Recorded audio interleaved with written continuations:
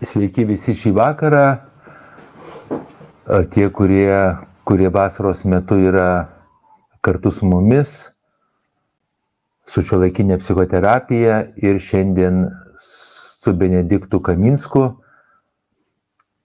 Benediktas yra neuromokslų daktaras, ar kaip tave pripažinti, taip? Taip. Tai žinoma, sveiki visi ir taip.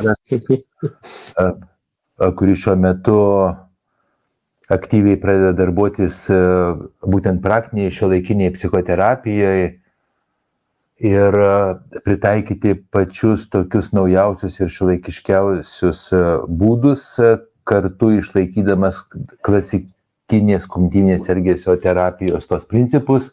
Ir mes šiandien būtent ir nagrinėsime vieną iš metodų, kuris labai veiksmingas, mano galva labai veiksmingas, vienas iš veiksmingiausių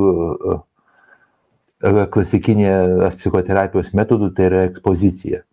Ir šiandien aš vedžiau demonstracijas, dirbau su klientais ir rodžiau, kaip būtent galima dirbti su klientais, realiais klientais, savo mokiniams, po diplominių psichoterapijos studijų dalyviams.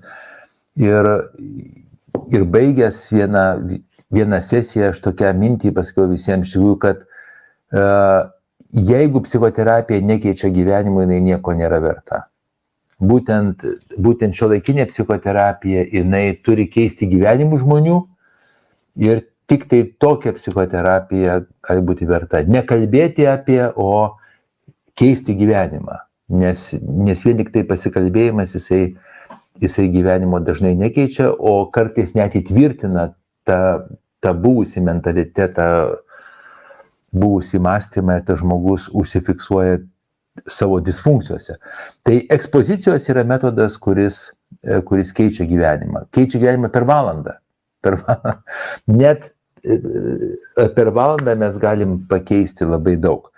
Tai tada aš perdu žodį Benediktui ir tu pasirinkai šitą temą, Benediktai, tu šitoj temoj dirbi ir pradedi naudoti ir šiuolaikinės technologijas, tai tiesiog dabar tau duodu žodį.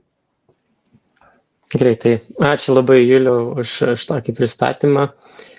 Ir aš ne veltui renkuosi šitą temą, nes manau, kad jinai labai svarbi, nes ir pats metodas yra tikrai labai vertingas ir labai daug galintis atnešti gerų pokyčių gyvenime.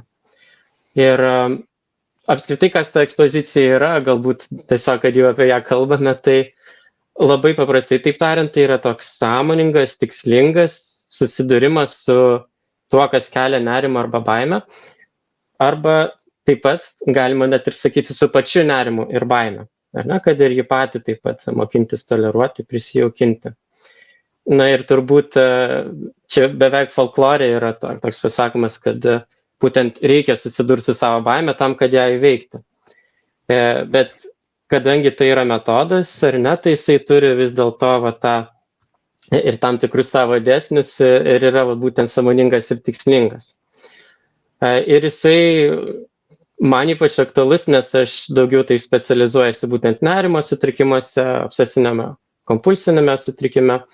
Ir būtent jose ir taip pat ir potrauminio streso sutrikime ekspozicijos yra ypatingai naudojamos daug ir ypatingai galbūt tavo efektyvumas savo įrodžiusios.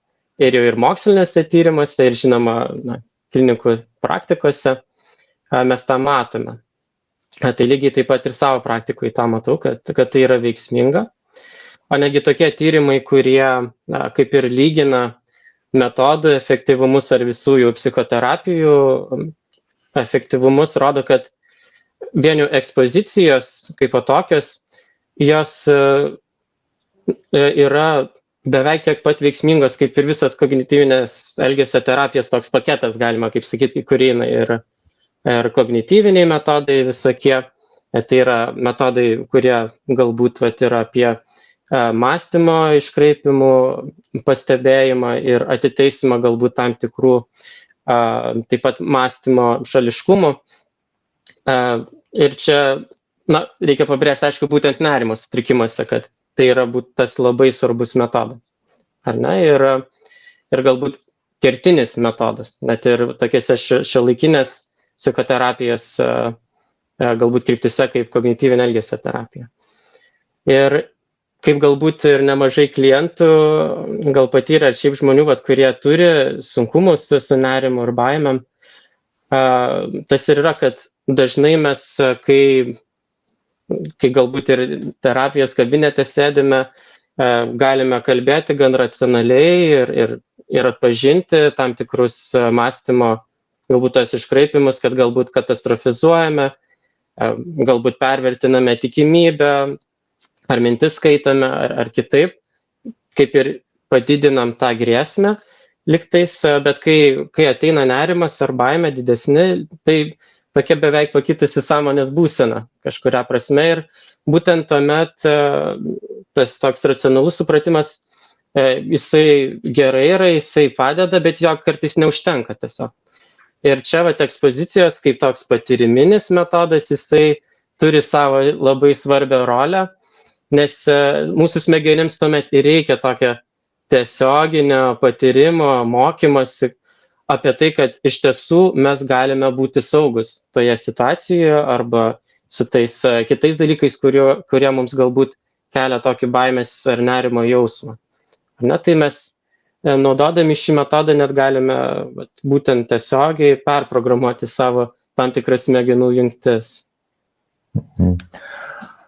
Bet tai dar, mes abudu esame mokslo žmonės ir aš noriu priminti mūsų klausytojams ir mūsų dalyviam, kad nesvarbu, kaip mes gebam racionalizuoti ir tas mūsų racionalizavimas kartais yra netinkama gynyba, tai mes irgi žinom psichoterapijoje, bet jeigu mes pereinam į labai stipraus nerimo arba panikos zoną, mūsų smegenyse įsijungia visai kitos struktūros, įsijungia mūsų migdolinis kūnas, mūsų smegenų žievė yra slopinama, mes pereinam į išgyvenimo režimą ir mūsų visas mokėjimas, racionalumas, visas jisai pasislenka į 5. planą. Taip? Nes pas mus dominuoja išgyvenimas, tai yra instinktai, sarginiai refleksai.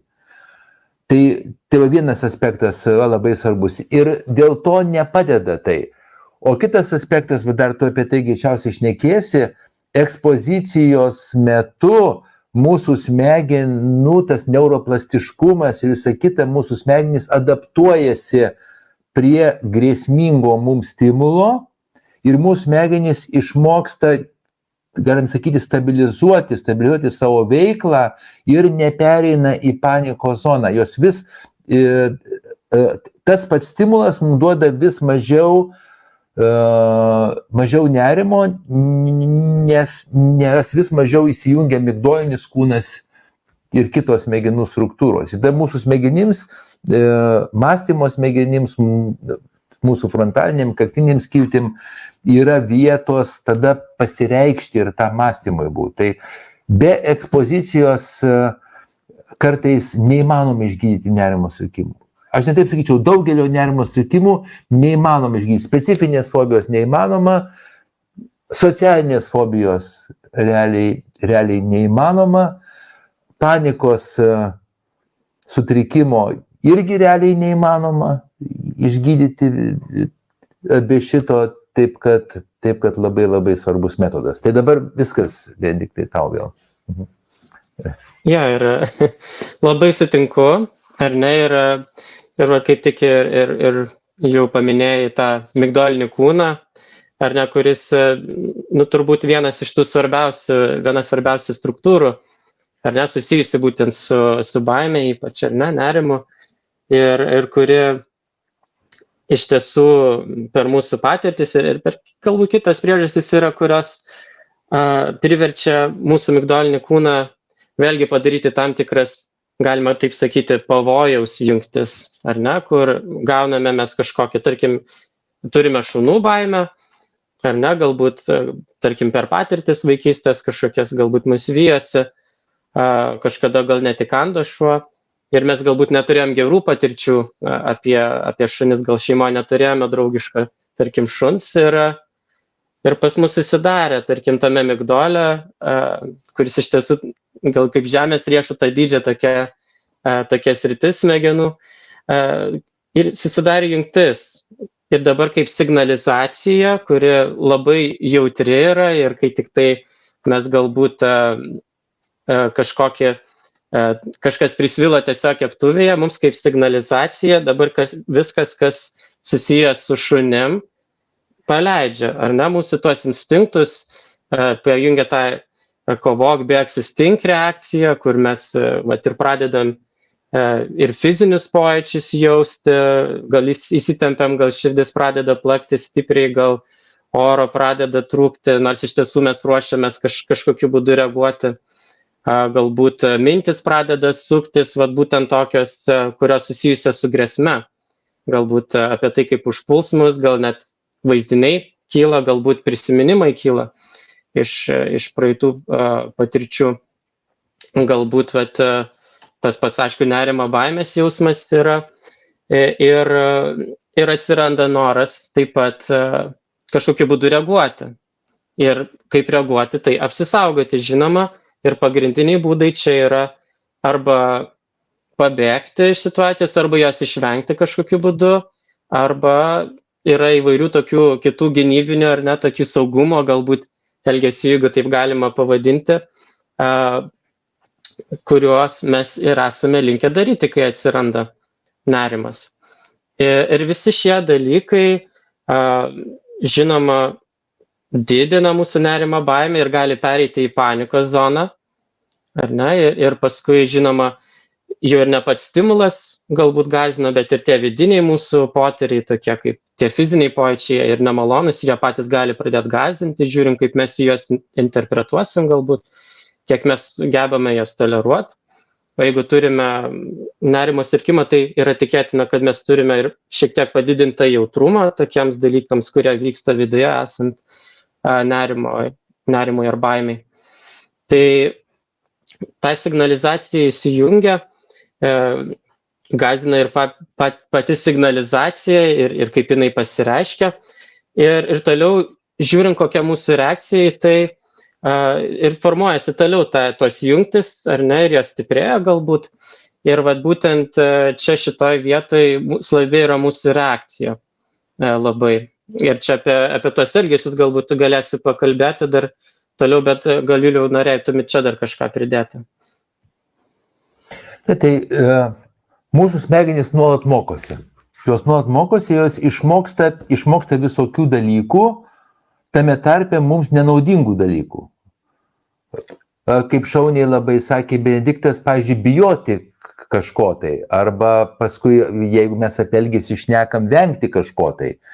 Ir jeigu mes vengiam, čia apie saugumo elgesį, nes vienas iš dažniausių saugumo elgesių yra vengimas, taip?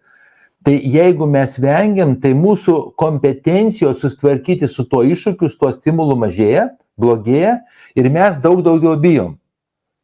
Ir mes paskui pradedam bijoti savo baimės. O čia yra jau didelė problema. Tie žmonės, kurie pradeda jausti nerimą dėl savo nerimo, pradeda bijoti savo baimės, pradeda bijoti. Net ir tokių yra.